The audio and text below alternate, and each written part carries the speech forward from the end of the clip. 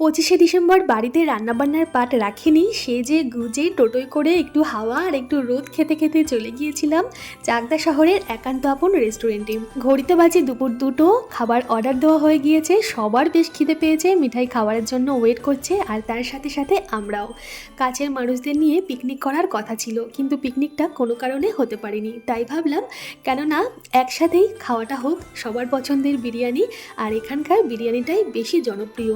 Mutton বিরিয়ানিটাই খেতে বেশি পছন্দ করি, কারণ মাটনের পিসটা খুব তুলতুলে থাকে, আর এই বিরিয়ানিতে কোনো উগুড়ো আতর বা কেওড়ার কোনো গন্ধ থাকে না। হাফ প্লেট করে বিরিয়ানি অর্ডার করা হয়েছিল, এর থেকেই আমার মিঠাইয়ের হয়ে গিয়েছিল। আর বিরিয়ানির সাথে অর্ডার করা হয়েছিল একটা হান্ডি চিকেন, যেখানে 4 পিস চিকেন দেওয়া হয়েছিল। বিরিয়ানির সাথে খেতে কিন্তু অপূর্ব লাগছিল। জমজমাট খাওয়া দাওয়া, ঘোরাফেরা, একটু গল্প আড্ডা দিয়ে দিনটা বেশ ভালোই কেটেছিল। কেমন লাগলো এই ভিডিওটা জানাবেন কিন্তু। ধন্যবাদ।